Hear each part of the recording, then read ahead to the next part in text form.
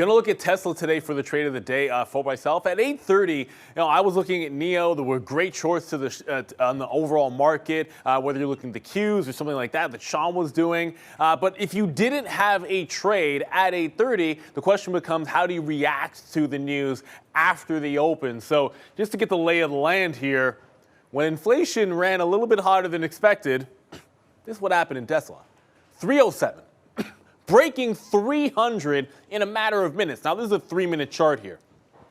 You've missed this move. You've got to be able to reassess. You don't want to sit there just absolutely chasing anything. Now, obviously, on the way down, it would have been fantastic. But once the 300 was breached, that's a pretty key level. And I just jumped back, had an idea of what the levels were once you broke that 300. So here's 300 on the 15-minute chart, just to give you an idea. A couple of days ago on Friday, we did make a 300. You did make the 300 top. Then you supported that 300 in yesterday's trade, and that was the range upside. So beneath it, I'm looking at where were the support levels, like where were the key prices on the way back in. You had this, it's about 296.5 zone, and then on the way up, you had this dip into 295, and then you have 300. So these are the zones that I'm working with, and on the way through, when we bounce back up, I'm starting to look at that 95 to that 96, 96.5, 97. That's where I'm looking to engage the bounce play. As you can see, at the open, we're bouncing off the low 290s, and I'm shorting in front of that range. Now, every single pop it made, you're going to notice here, we're essentially getting in a little bit higher each time. And each time I'm getting out for the scalp and trying to hold a portion of the trade, it's 92s, 93s. Ooh, then it's a little bit tighter to 94. And then eventually, here's the key. I'm willing to stop out when it takes out that recent high to see what happens when it trades the top end of the range. The context of what was going on at this particular time is the market obviously was tanking, but some of the EV names were showing some relative strength. Now, I could have shown you NIO that I was fighting. The NIO short initially good. NIO was breaking to the upside. Rivian was showing some signs of strength. So you want to be careful with Tesla. I did take the stop out, and this is where the mistake gets made. Ultimately, this ends up being a good trade for me because you'll see I got back in. But this is a wick top. It tries to take out that high, completely rejects it. That's a re-entry point. You're going to ask, well, if you like those levels and you're all over it, shorting it at that same price when it rejected it, why not jump in back here? Why? The opportunity cost of trading multiple symbols at once is sometimes you're going to miss an entry. I had my stop set, I took the stop out, and in that moment, I was trading NIO.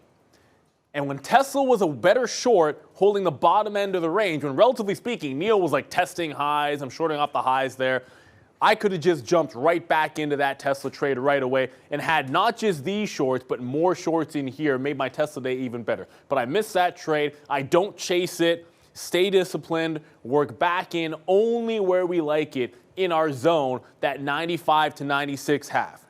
Once it's established, that's the place that I want to short. That's where I think liquidity will hold. And then if it breaks out, I know I'm wrong, upside of that move. And if it breaks down, then I know we got that short that's going to be working out here. But you've always got to look to how can you do better. A couple of things, obviously, I could have held. I put a trailing stop in here when we're failing to break this support level from about 10 o'clock in the morning. Tried to get through 92. I put a trail in, got trailed out only to see us reach those lows. Again, full context, the EV sector was relatively strong. I don't actually mind that trailing stop. At that point, I was watching everything else in the sector, strength, testing highs. I didn't need Tesla to do that as well, so I put in that trail. About the only thing I could have done outside of taking this other trade was to hang on to that through those lows, not have the trailing stop. But when a move like this happens in the overall market at 8:30, likely whatever you're looking at for key prices is now blown out of the water. You can't worry about that. You've got to say what happened in this trading range before, that's where you're sitting now, and what can I do about it? Found a target area for entries, and it was gold on Tesla.